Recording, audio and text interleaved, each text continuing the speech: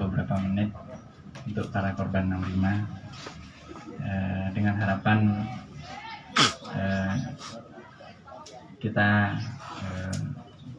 bisa menjadi bangsa yang lebih baik dengan belajar banyak dari sejarah kelam masa lalu bangsa kita ini yang telah mengorbankan jutaan rakyatnya. Mungkin begitu ya. Saya akan membaca Al-Fatihah satu kali untuk segala hal yang terkait dengan 65, utamanya mereka yang jadi korban dari kekerasan negara, aparat negara, termasuk kekerasan sesama anak bangsa.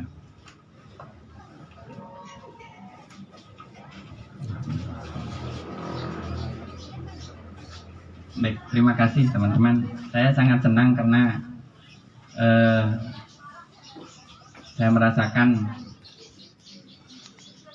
meski kita dalam suasana yang mungkin kurang menentu selama pandemi, setiap menjelang 30 September tetap ada saat-saat untuk membicarakan persoalan 65 dengan sebutan apapun itu ya, yang mungkin belum sepenuhnya kita pahami akibat korban propaganda ya, akibat indoktrinasi sekian lama.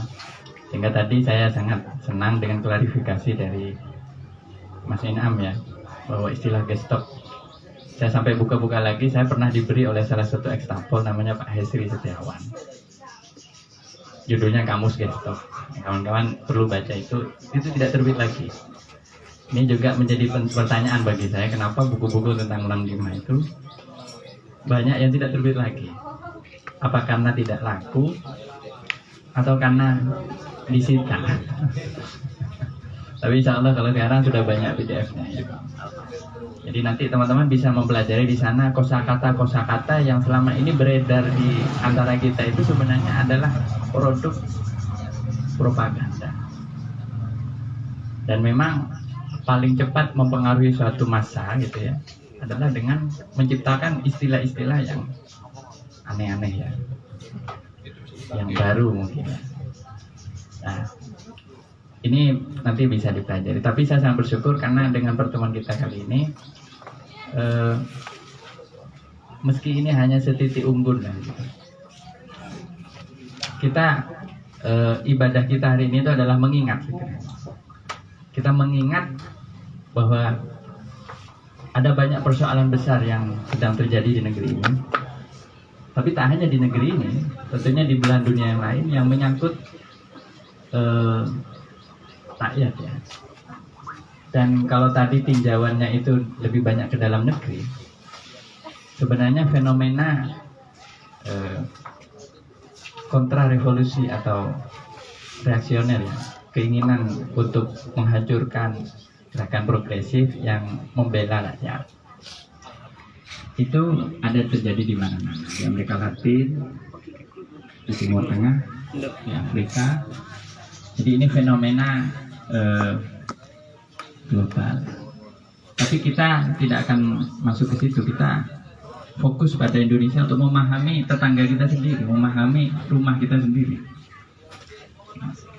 Nah, saya mau mulai dari kisah personal saja. Mungkin saya tidak sistematis kawan Inam ya, sahabat Inam. Yang saya kira kalau beliau bicara soal itu, lebih baiknya kawan-kawan bikin kelas khusus ya. Insya Allah 4 SKS bisa. Sama Mas Ganyang, penghalang. Ganya penghalang komunisme ya. Oh ya deh. Ya nggak gitu ya. Ini direkam ya. Nah, kalau direkam nanti viral namanya. Saya sudah terlalu sering viral nanti viral terus jadi virus ya. Nggak mohon. Ya nggak apa-apa. Tapi begini, saya hadir di sini ini untuk membuktikan bahwa sebenarnya keprihatinan kita sebagai anak muda itu bukan hanya dari kalangan teman-teman pelajar dan mahasiswa, tapi juga semua elemen itu bertanggung jawab atas peristiwa 65 atau memori dari 65 ya. Dan bagaimana kita menjadi orang yang bertanggung jawab yang baik itu adalah kita sekurang-kurangnya tadi itu merawat memori itu, kemudian mempelajari konstruk memori itu, Untuk kemudian, ini kata kunci saya sekarang itu memori. Membangun memori baru. Karena kalau saya hanya berkutat pada persoalan fakta sejarah pro kontra, rata-rata narasumbernya sudah meninggal. Pasti akan bertanya, itu kan versi kamu tidak mengalami sendiri. Saya sering dibantah ya, oleh keluarga besar saya misalnya. Ya kamu tidak mengalami. Artinya memang ada gap yang luar biasa. Nah ini saya kira perjuangan ini sebenarnya agak timpang ya, karena kita tidak menghadirkan penyintas atau survivor korban 65-nya, atau setidaknya keluarga besar mereka yang sekian lama. Bayangkan ya, 30 tahun itu mendapat stigma anak komunis. Kalau saya enggak, anak kiai. Jadi enggak ada stigma gitu. Tapi kan coba bayangkan di sana ada saudara kita yang distigma seperti itu. Dan ini luar biasa, masih diskriminasinya itu luar biasa. Nah, itu yang pertama. Saya sedikit perkenalan, nama saya Muhammad Arfan. Dan saya sebenarnya punya pengalaman pribadi. Saya beberapa tahun terakhir ini memang sering berinteraksi dengan korban-korban 65. Bahkan alhamdulillah wakil, saya pernah ikut membantu terlaksananya IPT, International People Tribunal di Den Haag. Waktu itu kami sebagai salah satu komite. Tapi pengalaman-pengalaman itu tidak bisa saya ceritakan secara leluasa dalam lingkungan yang tidak mau memahami. Kata kuncinya cuma satu sekarang, mau memahami, mau belajar. Karena dengan mau belajar itu kita akan tahu di mana yang salah dan yang benar. Saya tidak akan bilang bahwa PKI itu sepenuhnya benar. PKI banyak melakukan blunder-blunder juga. Tapi saya juga tidak akan mengatakan yang kontra PKI juga pasti benar. Karena kebenaran sejati itu milik Tuhan. Benar nggak? Jadi ceramah ya. Ini karena pasuruan kota santri. Tapi saya bersyukur. Tapi intinya kita mau belajar, dan kalau posisi kita bukan sebagai korban, setidaknya kita adalah korban propaganda. Sejauh mana kita itu bisa mendetok atau mengurangi porsi propaganda yang sudah terlanjur mendarah daging ini. Dan ini kalau tidak ada tadi itu memutus memori yang sudah diinfiltrasi oleh propaganda itu, maka warisan dendam, warisan itu akan terus-menerus sampai ke anak cucu kita, dan sejarah ini tidak akan terbuka. Nah, saya hanya ingin meninjau dari sudut pandang umat beragama bagaimana, khususnya mungkin kalau umat beragama secara umum terlalu luas ya. Umat Islam, atau yang lebih spesifik lagi kaum santri atau kalangan NU. Saya nggak bicara Muhammadiyah, yang bukan kapasitasnya. Saya sebenarnya berharap tiap kali ada peringatan atau setidaknya diskusi mengenai G30S dan segala kejadian sesudahnya, terutama kekerasan terima tahun 65-66, itu saya menghadirkan unsur yang beragam ya. Ada korban, kalau perlu juga ada pelaku kekerasannya, karena ini masih banyak ini orang-orang yang bangga sampai sekarang pernah bunuh BKI di mana-mana banyak. Dan ini kebanggaan itu didukung terus. Kemudian juga kalau perlu dari unsur tentara, dari unsur aparat atau apa, tapi harus diajak ngomong gitu kan. Dari unsur anak korban, ya. Dari unsur cucu atau anak cucu. Kemudian dari unsur aktivis, sejarawan, dan yang mungkin yang netral atau katakanlah yang modalnya cuma penasaran. Nah, ini kalau di diskusi panel luar biasa. Sayangnya mungkin kita sekarang tidak dalam kapasitas itu. Nah, teman-teman yang bisa yang ingin tahu posisi saya mengenai masalah ini, sebagian. Saya 2 tahun terakhir ini belum nulis lagi soal 65. Itu bisa dilihat di situs Islam Bergerak mengenai pentingnya apa yang saya bahasakan dan pemulihan luka sejarah. Jadi kalau tadi tinjauannya ekopol kemudian ideologi, saya akan melihat dari sudut pandang kultur, atau mungkin ini juga akan nyerempet juga dengan masalah ekopol. Sebenarnya menjadi pertanyaan, mengapa kita masih terus dalam situasi ketakutan seperti itu? Ya. Kapan kita bisa atasi itu, gitu kan ya? Ini jawaban saya selintas begini, bahwa kita sekarang masih dalam reproduksi memori itu. Memori yang sebenarnya telah berhasil diinstal oleh Orba sekalian 30 tahun itu melalui berbagai media, buku, film. Film itu memang besar pengaruhnya karena film itu mudah diserap, ditonton bahkan oleh anak kecil. Ya. Tapi juga ujaran-ujaran kebencian dan seterusnya. Dan ini sepanjang tahun tidak pernah berhenti, bahkan semakin meningkat. Kalau teman-teman ingin tahu, nanti teman-teman bisa baca buku ini. Jadi saya merekomendasikan literatur biar bisa dipelajari sendiri.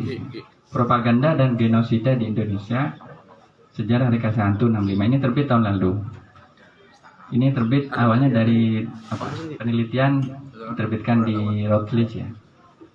Dan memang agak sebenarnya publikasi atau pencerahan lebih tepatnya yang proporsional mengenai 65 ini dengan segala dinamikanya dari tinjauan sebelum 65 sampai pasca 65 sampai pasca reformasi ini sudah banyak terbit sebenarnya. Hanya persoalannya apakah kita membacanya dengan baik-baik dan mendiskusikan, syukur-syukur sampai menjadi kesadaran baru. Nah, di sini saya kira mungkin teman-teman gerakan ini belum menemukan format pembelajaran tentang 65 yang bagus. Sampai sekarang tidak ada, ya ini belum bisa menggeser kurikulum resmi itu.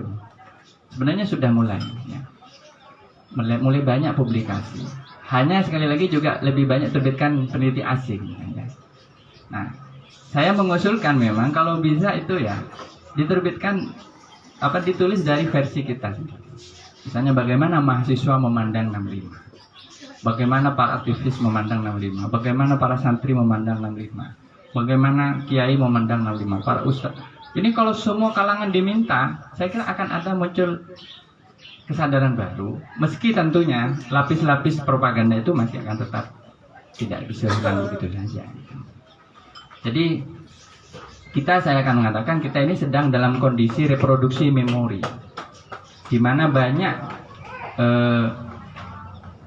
upaya-upaya untuk membongkar memori lama itu belum bisa berhasil, sehingga saya kira kondisi ini yang menjelaskan kenapa sampai saat ini ya sedikit sekali orang yang benar-benar bersentuhan dengan isu 65.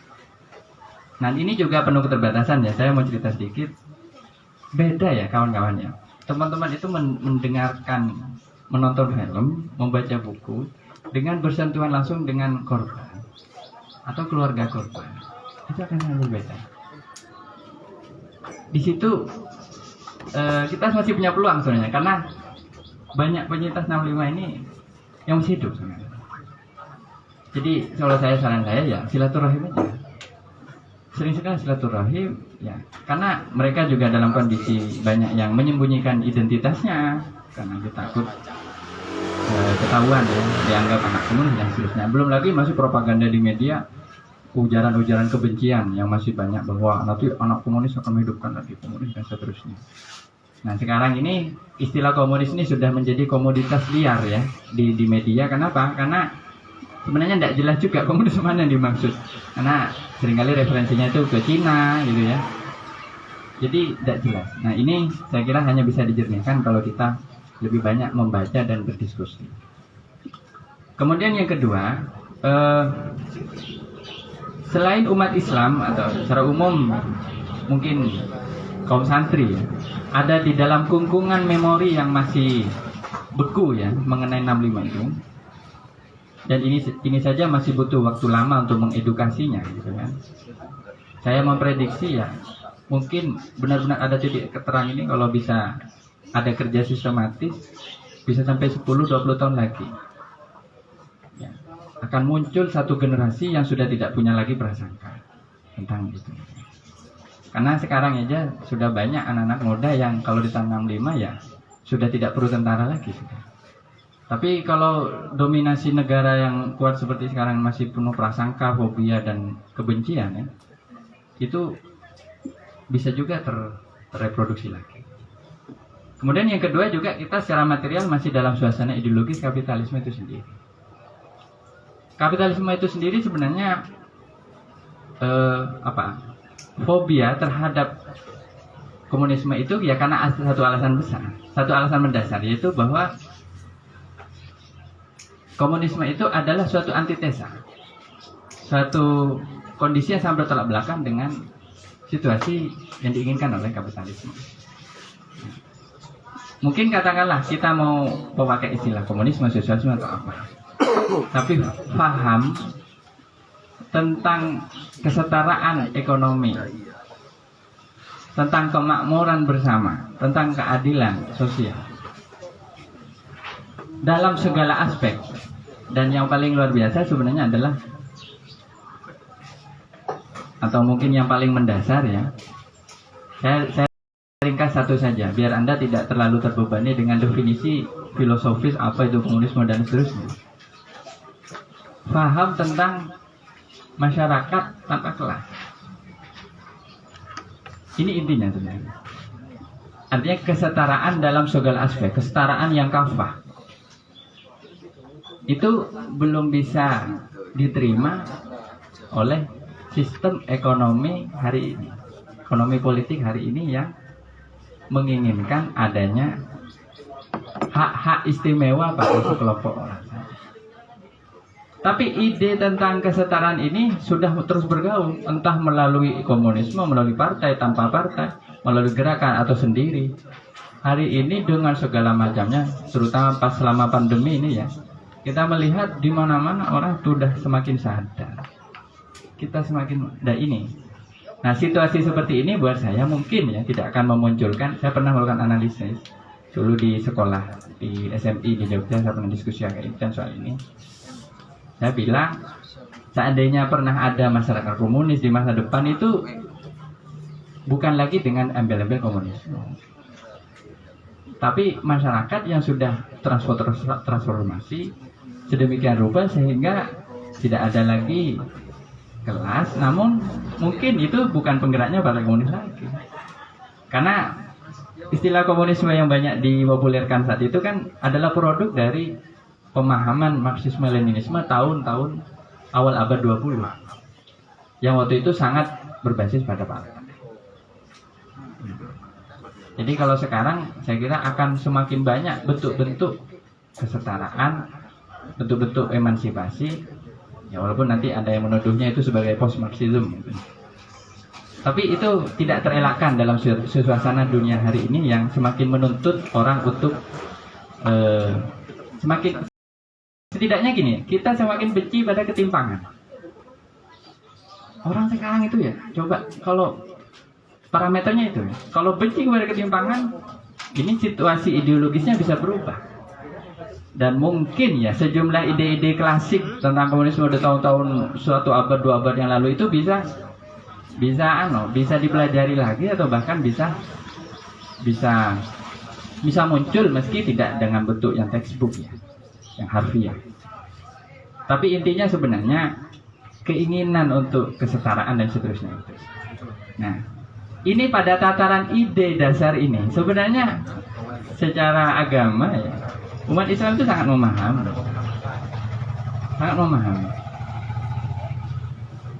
Artinya kalau kita berdebat soal ide dasar, ini saya selalu ditanya oleh kawan-kawan dari diskusi, apakah Islam dan komunisme dan sosialisme itu bisa sejalan, Gus? Sebenarnya tanpa sejalan, ya. Islam dari awalnya itu sudah memerangi ketidakadilan. Hanya dengan kondisi masyarakat yang saat itu seperti itu di Arab gitu ya. Nah, ide ini sebenarnya bisa dipahami, namun tentu prakteknya ini yang bisa beda interpretasi. Karena kalau ajaran Islam itu mengatur secara umum saja prinsip-prinsip universal tentang keadilan, kemakmuran, kesejahteraan melalui aturan agama, fikih, syariat, ya, melalui akhlak. Tapi tidak secara khusus kemudian mengatakan harus ada partai, harus ada pemimpinnya, masanya harus sekian, tidak. Tapi ide dasar tentang itu bisa ditelusuri bahkan di dalam agama. Dalam agama itu jelas. Nah, namun kenapa kok fenomenanya berbalik? Nah ini sedikit, kalau bercerita pasang surut secara sejarah, saya bukan sejarawan, tapi saya senang baca sejarah. Ya memang pasang surutnya hubungan itu saya kira sangat ditentukan oleh satu pertanyaan.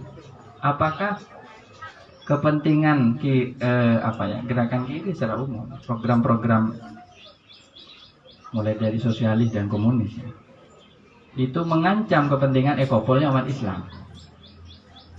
Sejak kapan? Ya tentu begini, secara genealogi sejarah Islam itu lebih dulu ada sebelum komunisme.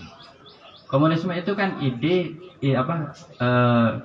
muncul dari awalnya dari kaum rakyat jelata di bawah revolusi Prancis. Ada seorang komunis di awal itu namanya Babeuf. Itu petani miskin, nggak punya apa-apa.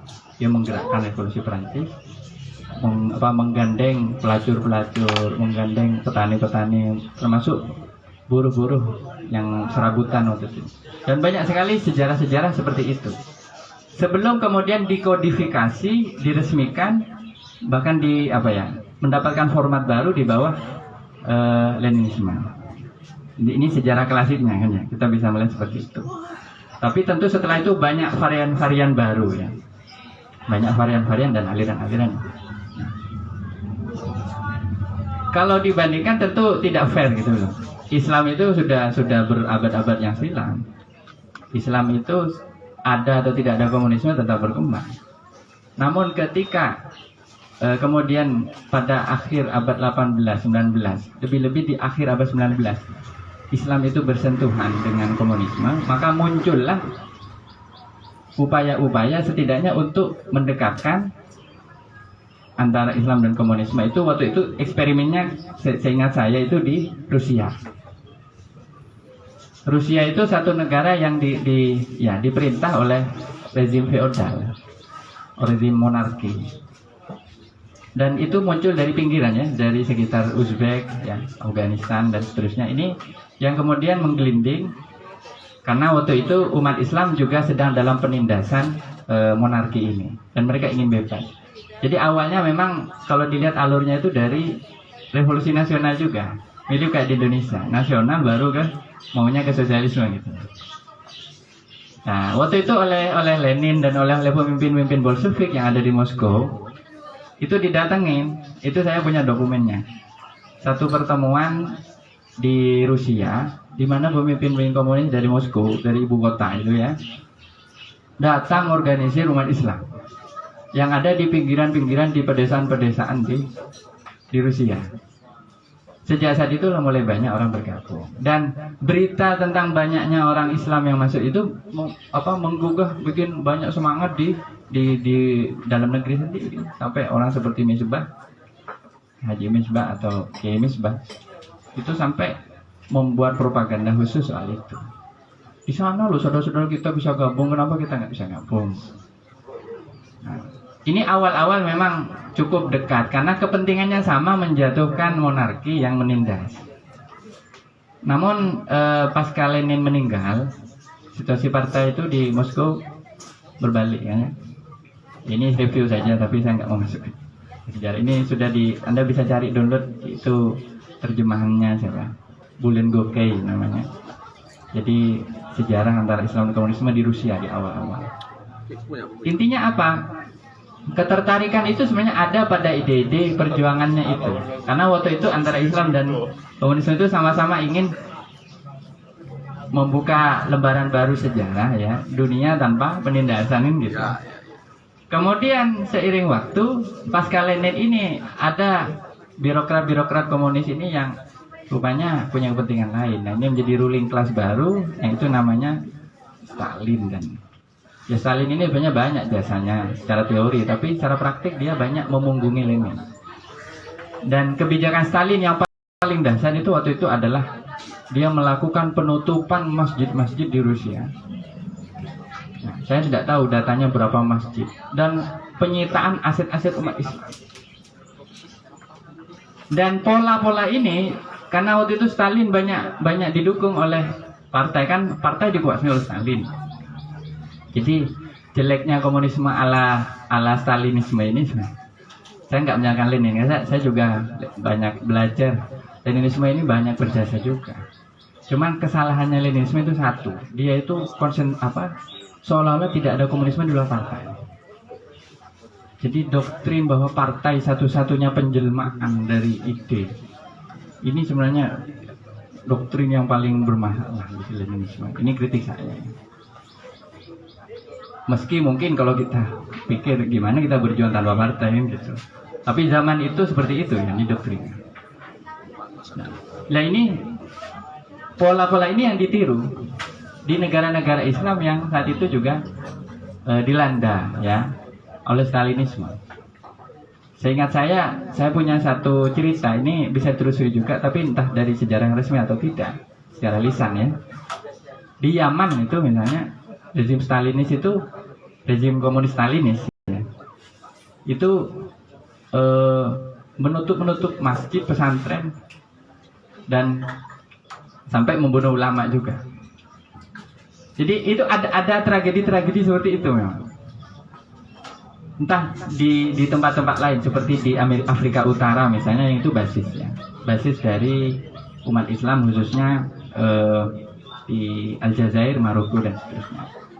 Tapi sepertinya kalau di Aljazair waktu itu kan perang kolonial tidak memungkinkan, ya, banyak faktor yang saya kira agak berbeda. Saya melihat mungkin ini ya yang bisa jadi satu titik dasar kenapa lalu dianggap bahwa komunisme itu bertentangan dengan Islam. Dan tentu secara ideologis itu kan yang itu ingin apa? Islam itu kan sesuatu yang seksi, yang menarik.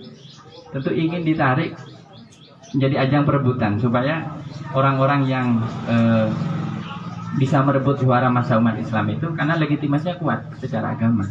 Kalau orang membawa nama Islam, membawa nama agama. Nah, tentunya di sini kelompok kanan liberal, ultra liberal, kelompok konservatif, reaksioner secara sosial, mereka kelompok status quo, kelompok kapitalis secara umum, baik sipil maupun militer ya. Itu ingin memperoleh legitimasi ini. Ya, sehingga selalu menggembar-gemborkan propaganda bahwa Islam dan komunisme itu tidak. Nah, tapi saya menjadi bertanya, apakah memang benar ada kontradiksi ekopol ya, antara Islam dan komunisme?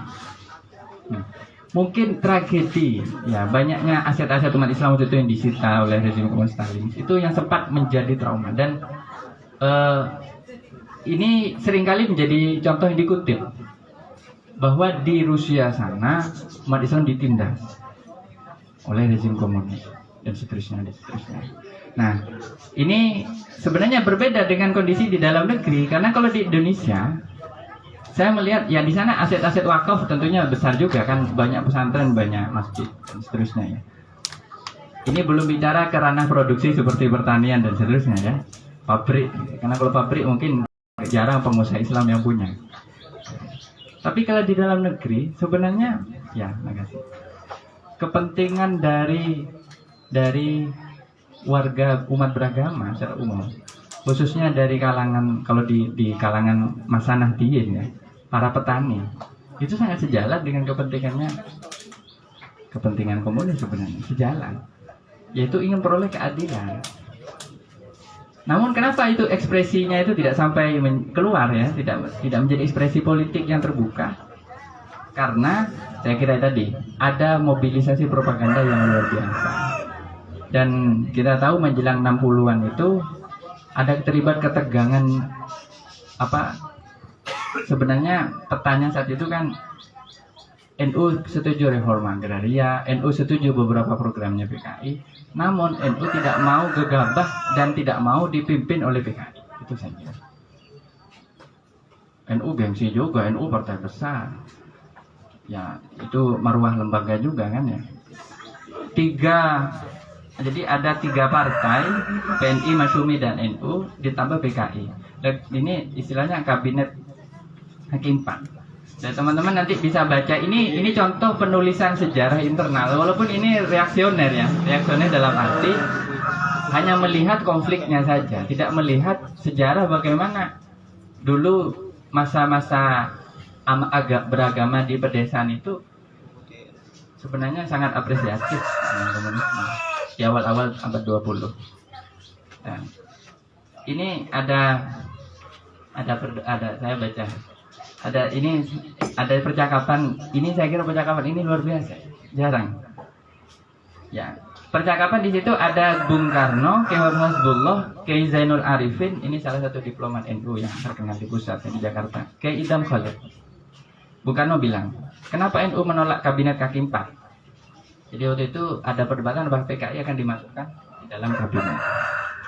Katanya Kiai Idham, karena banyak Kiai NU disembelih pada waktu peristiwa Madiun, itu belum terlupakan oleh kami.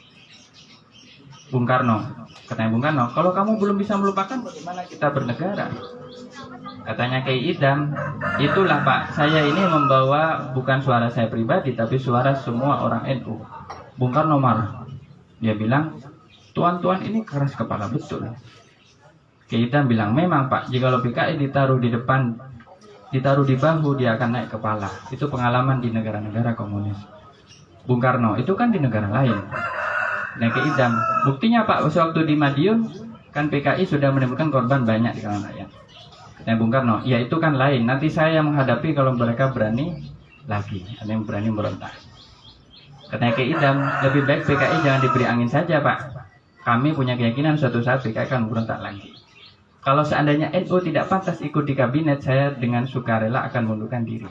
Bung Karno, tidak, ini prinsip saya. Kita harus kerja di satu meja, juga harus makan bersama di meja yang sama. Karena Kiai Idham, tidak bisa Pak, saya hanya satu dari sekian juta orang NU yang memutuskan tidak bisa kerjasama dengan PKI. Bung Karno bilang, saudara tahu saya ini bukan PKI, saya ini orang Islam, tapi kita ini harus mengurus dunia. Ada 6 juta suara PKI tidak diikutkan, ini berbahaya. Jadi tadi 4 juta, ini 6 juta. Katanya Kiai Idham, kami berpendapat justru kalau PKI diikutkan berbahaya. Katanya Bung Karno, itu berarti saudara kena propaganda Masyumi. Jadi seru juga ya. Saya bicara begini karena saya tahu, karena salah satu kakek saya itu adalah orang yang di PBNU waktu itu memberikan pesan singkat melalui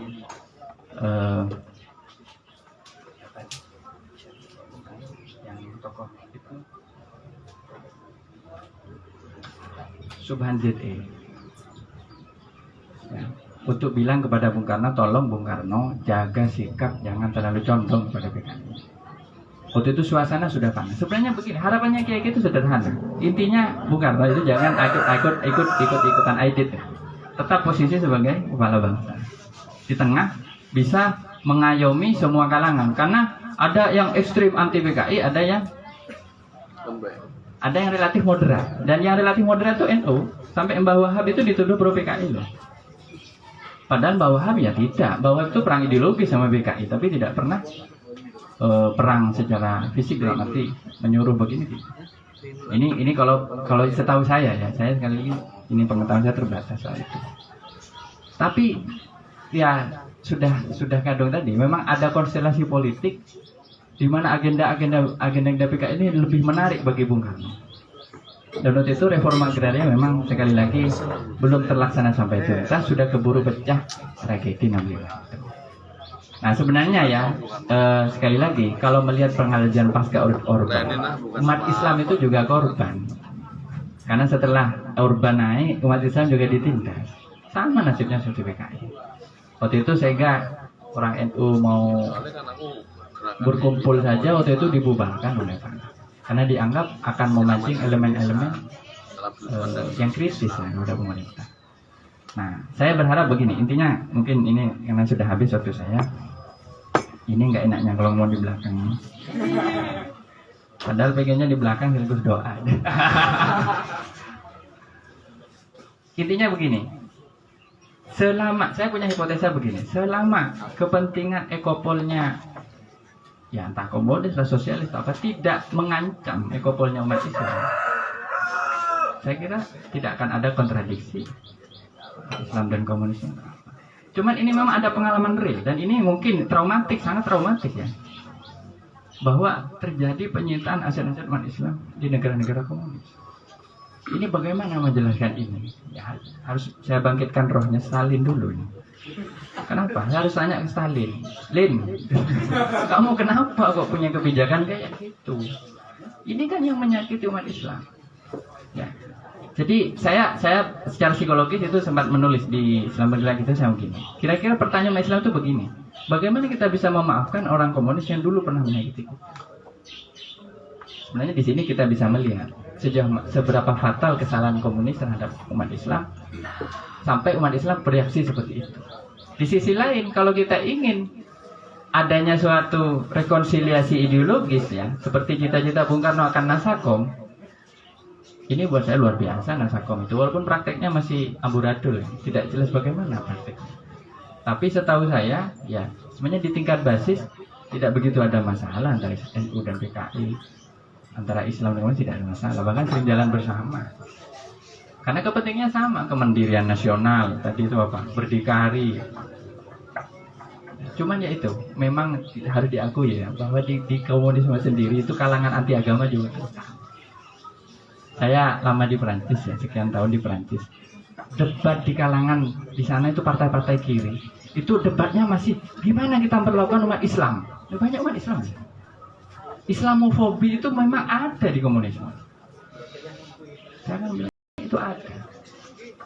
Nah, tapi tidak mutlak. Saya tahu Aidit itu keluarga besar Habaib. Di Habaib itu ada namanya Aidit. Itu masih keluarga besar Habaib, hanya katanya Aidit itu diambil anak angkat. Ayah angkatnya ini seorang Habib di Muso, itu keturunannya Kiai, masih satu nasab sama Kiai Hasyim Asy'ari. Ini kalau cerita soal ini kayak apa Agus Sunyoto yang lebih fasih. Jadi sebenarnya ya yang jadi komunis itu ya orang-orang santri juga gitu loh. Ya cuman santri hebat nakal itu. Yang agak ndegil itu. Cuman maksud saya kenapa jadi seperti itu? Jadi perang saudara lah sebenarnya. Ya ini karena ada satu memori yang terus diproduksi dan ini ada yang mengambil keuntungan juga dari situasi seperti ini. Nah kalau saya sih tidak punya cita-cita. Sekarang ayo kita rekonsiliasi politik dulu. Karena keadilan belum ditegakkan, sejarah belum ditulis dengan benar. Kalau kita nulis sejarah dan yang menulis kalau bisa, ya mohon maaf ya jangan satu versi dari Jakarta saja, dari pusat. Ormas-ormas nulis lah. Tapi yang semangatnya itu keadilan, bukan semangatnya membasmi juga lah. Kalau cuma semangat membasmi, gontok-gontokan ya sama. Sama kayak Pak Taufik Ismail. Jadi ada buku, ini biasanya setiap tahun ada buku terbit yang selalu membangkitkan luka-luka lama ini. Padahal ya pelakunya sudah habis, korbannya juga banyak sudah meninggal. Kenapa luka lama ini diwariskan? Nah saya cuma satu ya, dalam Al-Quran disebutkan wala yajrimannakum syana'anu qaumin ala an ta'dilu. Janganlah kebencian kita kepada satu golongan membuat kita tidak adil. Orang boleh tidak setuju dengan komunisme, wah terlalu radikal, boleh. Tapi bukan berarti kita setuju untuk orang komunis dibunuh ya, atau direpresi. Kota boleh juga memperdebatkan ide-ide ini, boleh. Tapi janganlah, ini pedoman dari Nabi ini. Itu yang dilakukan Nabi terhadap orang-orang Yahudi di Madinah. Saya punya imajinasi agak lihat bagaimana kalau situasinya saat itu ya, dihadapi Rasulullah melihat situasi kita itu bagaimana. Saya kira kita harus kembali kepada asas tadi ya, keadilan itu. Dan Islam itu sebenarnya secara normatif ya memungkinkan adanya rekonsiliasi. Kenapa umat Islam belum mengambil posisi itu? Karena belum ada jaminan ya bahwa seandainya melakukan rekonsiliasi ya tidak ada gelombang anti agama itu. Walaupun sebenarnya kalau dilihat PKI sendiri yang terang-terangan anti agama itu tidak ada, cuman di ideologis di lingkaran beberapa intelektual saja. Saya lihat ya Aidit itu jadi backgroundnya banyak agamanya juga. Aidit itu Muhammadiyah. Tapi tidak pernah dia menulis selebaran ayo perangi agama. Dalam satu memoirnya katanya Aidit ini keluarganya sholat dia biarin. Dia sendiri memang abangan lah ya, tidak sholat, tidak begitu rajin sholat. Tapi dia tidak pernah melarang anak-anaknya beribadah. Nyoto begitu. Sebenarnya secara personal tidak ada masalah. Mereka bukan orang. Yaitu soal agama itu katanya bagi orang Katolik itu pilihan pribadi saja. Nah ini yang mungkin agak berbeda karena bagi kita agama itu adalah suatu cita-cita bersama. Nah, itu saja mungkin ya. Nanti monggo kalau ada tanggapan. Mungkin saya mohon maaf kalau terlalu bersemangat. Tapi saya sangat senang. Tapi ini bagian dari rangkaian silaturahim kita. Kita menyambung memori itu saja sudah luar biasa. Setidaknya dengan jumlah masa yang segini, kita tidak terindoktrin. Kita mulai mencoba menjadi jernih. Sebagai contoh saya secara pribadi saya hidup di lingkungan anti komunis sebenarnya. Karena kakek-kakek saya itu pernah terlibat dalam kekerasan 65. Tapi kita siapa yang nggak hidup dalam lingkungan itu? Kalau mbah-mbah kita mungkin kalau nggak dulu korban, ya pelaku. Sekarang pertanyaannya bagaimana memutus dendam politik itu? Nah, sekarang tuh sudah nggak ada. Nah, jadi ini saya kira hantu-hantu yang memang diciptakan terus oleh situasi sekarang ini diciptakan untuk mengerem ya munculnya perlawanan-perlawanan atau potensi-potensi perubahan yang fundamental di dalam ekonomi dan politik dan juga kehidupan sosial. Assalamualaikum warahmatullahi wabarakatuh. Mungkin sedikit yang ingin saya ulas. Yang pertama itu komunisme itu merupakan sebagai antitesa terhadap kapitalisme sebetulnya. Terus yang kedua itu tadi saya juga ikut mengutip ya, janganlah kita membenci satu golongan sehingga engkau tidak bisa berlaku adil. Terus antara Islam dan komunisme itu pada dasarnya sama-sama memperjuangkan keadilan. Ketika komunisme itu berbicara manusia tanpa